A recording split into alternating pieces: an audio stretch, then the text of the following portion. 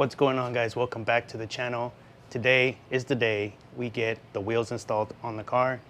So I actually managed to fit all 4 wheels and 4 tires inside of the GR86. It's definitely a tight squeeze, but it can be done. Definitely don't recommend doing this. If you have a truck, you should probably use a truck. Don't do it like this. But this is all I got, so this is how I have to do it. So let's get on the road.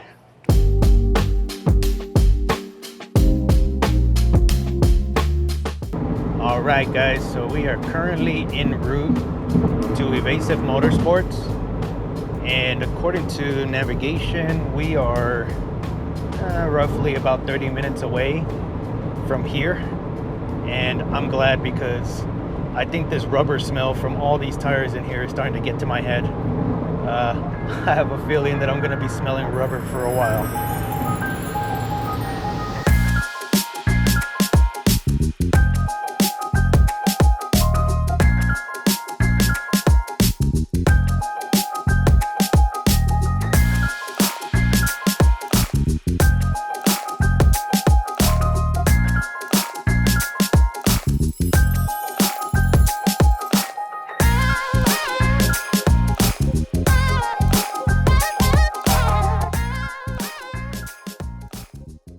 So we made it. We're here at Evasive. It's a nice sunny day here in SoCal today. They already took the car to the back, so I'm just waiting for them to put it up on the lift, and I'll probably be able to get some footage while I'm inside.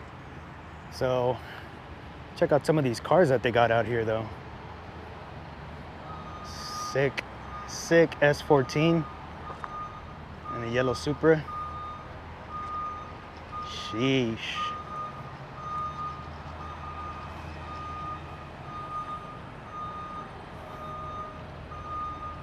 LS 240 SX.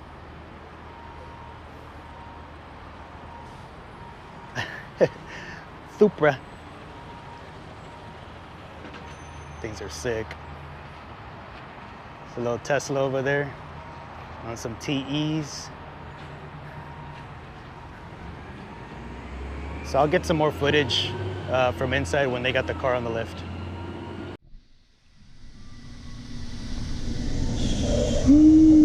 Looking good.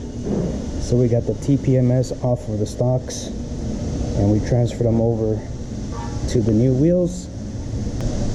So was there any issue with transferring over to TPMS? No, actually what I did was I had left the factory valve stem in there, and I unscrewed the TPMS off of it.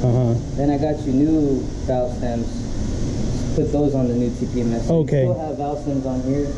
You can always put air in them and then run them if you ever need it. So those are still the factory valve stems? Valve stem, yeah. So we just have to get new valve stems on for the TPMS? Exactly, yeah. Okay, okay. There's a special valve stem for the TPMS. Which, you know, this I can run and just put air in it so you like have spares. Yeah, yeah, for sure. Cool. Yeah, because I was hearing that you couldn't reuse the valve stems on the stocks. With these, to take them out, you have to rip them. I mean, there's no way of taking them out, you know.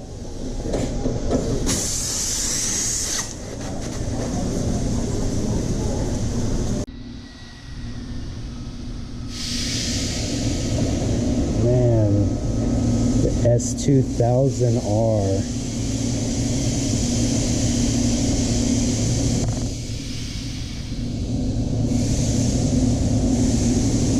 This thing is so sick.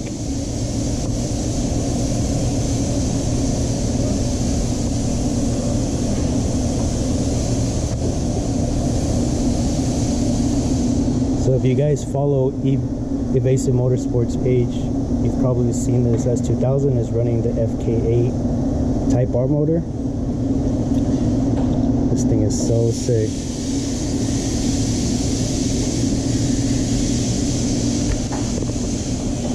So on this side, they're building this time attack car.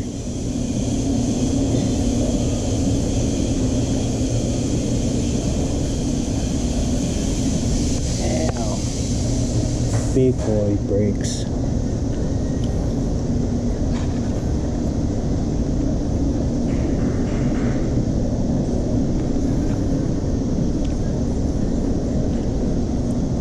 So dope.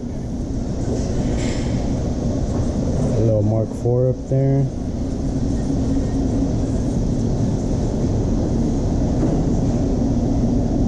Some other shop cars over here. Got the GR86 right there. The wheels are about to go on. Oh yeah.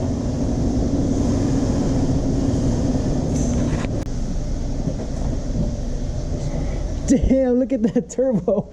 Whoa. Damn. Dude, I was not expecting that. Caught me off guard. What the hell? So the intercooler is facing like it's so it's like the radiator's on the bottom and it's a V mount, and then we vent it through the hood. So if you see it when it's closed, it comes straight out. okay. Yeah. So that's like that. It's obviously there's no room for it to be here because of the radiator, right? Correct. Yeah. That's crazy. How much horsepower is this pushing? I think on low or mid boost was about 800. 800. High boost could go a little bit over 1,000. I'm assuming that's not the stock diff in the back. No. I believe we had an IS300. IS300? I believe it was. That's crazy.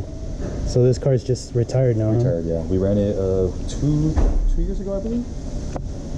First overall unlimited rear-wheel drive. So I think it did a 141 at Buttonwell.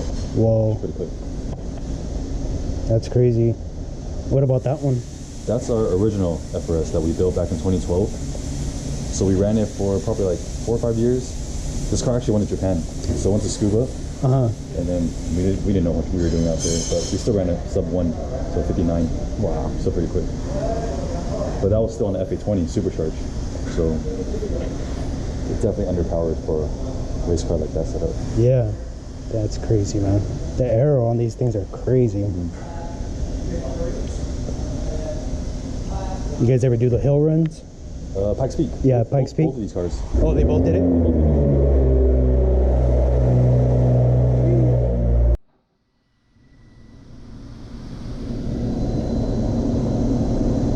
It's going down so we could check the height.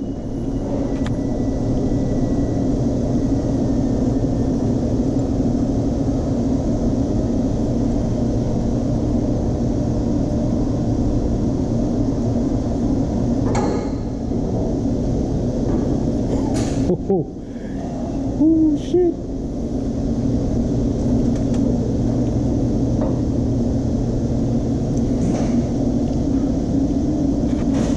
Yeah, I think we gotta go lower. I think that's You always looks higher than stock. a little over 2 fingers. Yeah, I'm probably gonna go lower.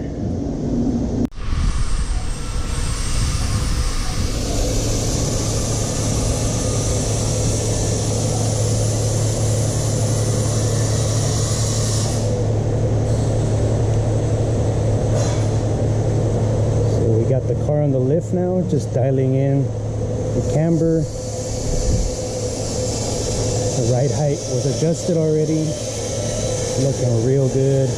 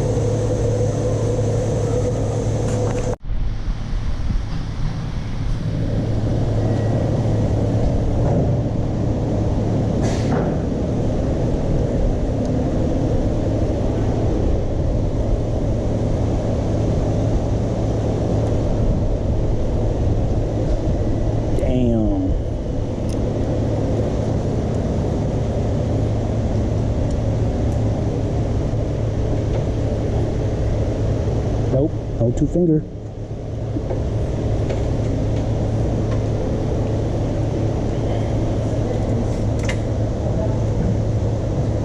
Maxed out all the way, huh? Pretty much, yeah. Yeah. You got play still on the bolt, so next time if you do want to come in, you could. Now you probably have to realign it though. Oh yeah. I would leave it because it's on the bolt right now. If you max out the bolt in, it should have been already like 1-ish, and then this would be in the middle, and then that would even give you more. So you could probably definitely hit 2 degrees if you wanted to. That'll be for like a super aggressive alignment, like track only. No, for sure. Track only alignment. The tires won't last for a while. Looks really good though. With a degree of candor, you'll have a lot of. So what did we end up at? 1.5 in the front, or 1.15? It's actually 1.1 in the front. I may just say 1.2 in the front, and then 2 degrees in the rear. For sure. Should be decent for daily driving. It's good, man. Hell yeah. I like the red too. That thing pops, right?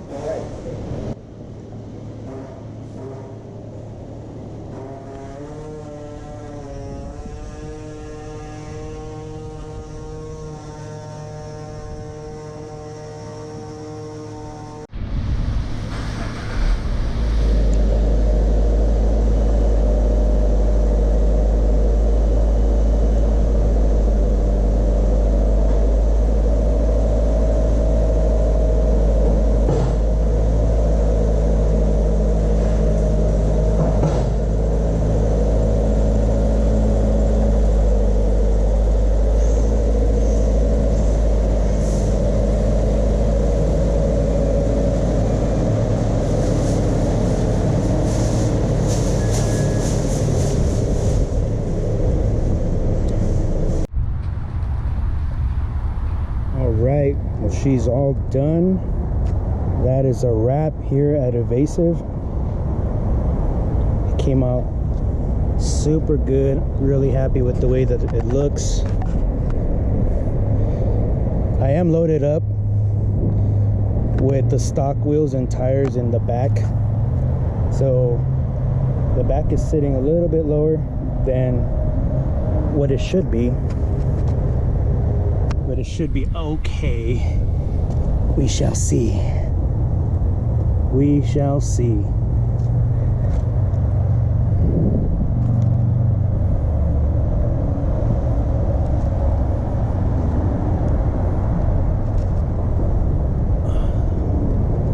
So 18x9s with the 45 offset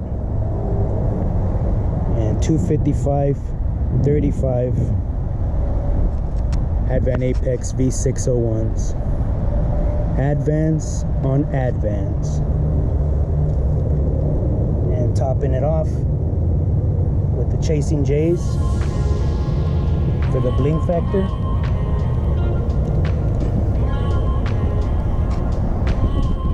Yes, sir.